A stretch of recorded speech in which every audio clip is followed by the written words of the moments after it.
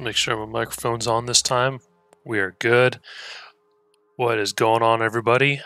I'm just going to do a quick edit for the shot I'm going to be posting tonight on my Instagram. If you are following, which I imagine most of the people actually watch us are, it's DCoyne Photography. And I'm going to be doing this photo I took, probably in January at the Moulin car show in Newport Beach, California. And it's one of my favorite little car shows to go to. It's nice and low key. And it's a fun one. Really good food. I always pick up food for my wife and myself and bring it home to her. She always really enjoys that. She loves French pastries, and that's why she lets me go to that one. I'm just kidding. So let's go ahead and jump right on into this edit.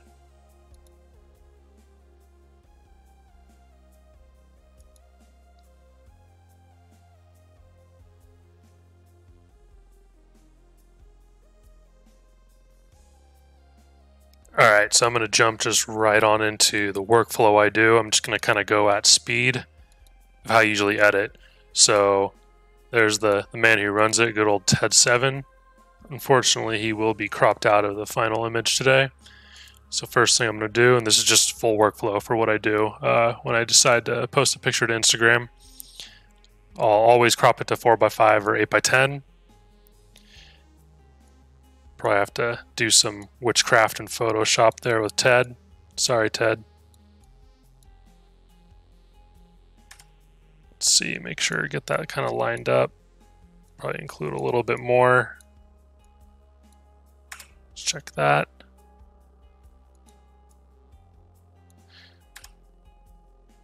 Looks pretty good. Uh-oh. See if what the wife wants.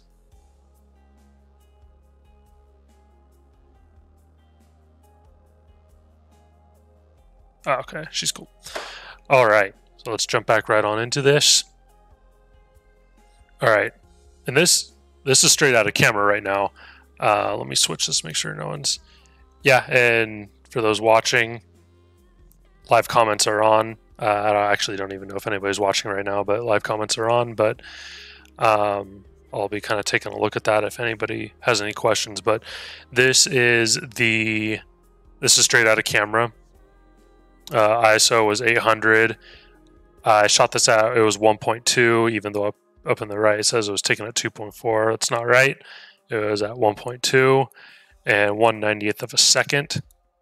Look at that. There's no noise in there. Just a little bit, but looks pretty dang good. Little things you can change, like the greens and whatnot. So first thing I usually do is jump into profile corrections, remove chromatic aberration, and enable profile correction. And then I will also, especially for these weird purples and greens, I'll pull these guys up just to pull those funky colors out of there. That is done. And then we will jump into the actual edit. So first thing I'll do, just warm it just a tad. I don't want to go too crazy because it was kind of blue, foggy, dolish out. I want to keep it that way. I'll keep the greens where they're at. You'll periodically see me changing the crop every 5 seconds. All right, so for this one, I'm gonna add some contrast. I'm gonna go for a real contrasty edit this time. Pull those highlights up a little bit. Make sure I'm not blowing anything out. There we go. That's okay. We can fix that. Pull the whites up a little bit. Pull the shadows up a tad to pull out some shadow detail, and then to make the blacks black again. Pull the blacks back down. Looks good. Add a tiny bit of clarity, tiny bit of the texture, a little bit of dehaze. Looks good. Tiny bit of vibrance. Actually, I don't think I'm going to touch the vibrance because I mess with the contrast so much. Add a little bit more, a little heat back in. A little bit of warmth. Looks good.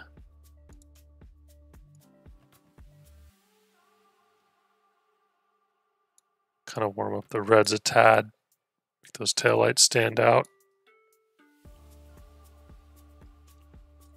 All right, so far looking pretty good.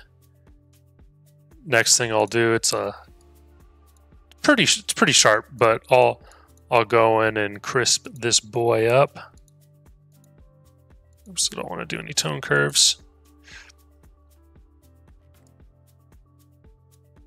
Pull the sharpening, pull the mask up a little bit, and then also I'll do a little bit of noise reduction just for the little bit of contrast noise we have going on. Other than that, looking good. Just know when you're going back and forth like this, there is a compression happening unless you change it in the settings to be editing the full DNG image or raw image or whatever camera setting you set, or whatever camera you're using, I guess. All right, lens correction already did. Transform effect, I'm just going to leave it how it is. Color calibration, I'm not going to get into that. I'm going to go ahead and mess around with this gradient filter. I'm going to blacks down, shadows down to kind of give it a little dramatic feel. I'm going to pull that saturation almost all the way down. Go to the brush, and right here I'm going to hold on PC Alt and paintbrush erase over the Speedster, just to make sure none of that filter is applied to it. Good. And then next, I kind of want to pull a little bit of the shadow detail out of the exhaust area. So I'm going to pull shadows. So I'm just going to kind of paint over here. Just going to kind of do a rough cut job. Because with the Instagram compression, you won't be able to tell anyways. Okay, get rid of the mask, pull the shadows, pull the exposure up a little bit, clarity, and then now I'm going to reduce the saturation so it's pretty much black and white. Pull the contrast up, and then maybe pull back the blacks just to help with the noise. And then we can pull the selective noise reduction, and that should look good. So now you can see the exhaust now. Actually, go in and pull the highlights up again a little bit. For Instagram, I think it'll look fine, but if you're going to print this, that'd be a little too much. Okay, I was going to reduce the highlights on the shell cover of the Speedster, but I don't think I'm going to in this case. All right, everything's looking pretty dandy. I'm liking it. I actually might brighten up the 911 Speedster just a tad.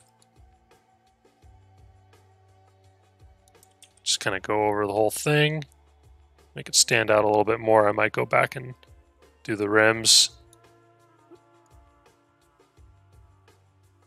0.2. Maybe pull back the highlights just a little bit.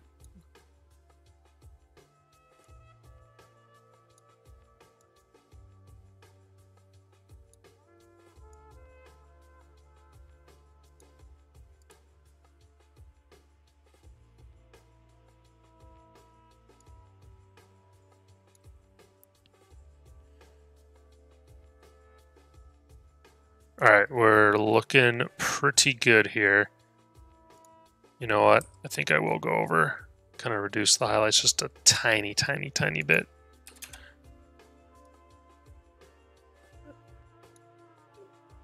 There we go. Enough so you can see the lines in there. I don't want to reduce it so much, or have it either blown out or reduce it so much where it doesn't stand out. If you shut your eyes, pull it open, looks good. The only thing that's a little distracting is the Plaza Newport sign. I'll go through and just kind of reduce the highlights just on the font a little bit. That looks good. And then I don't like those weird yellows in there, so I'll reduce the saturation. You pull the highlights down a little bit more. There we go. It's less distracting now. All right, now we're going to jump into if you need to get rid of distracting elements. So you're going to go to the image on the bottom, right click, and edit in Photoshop.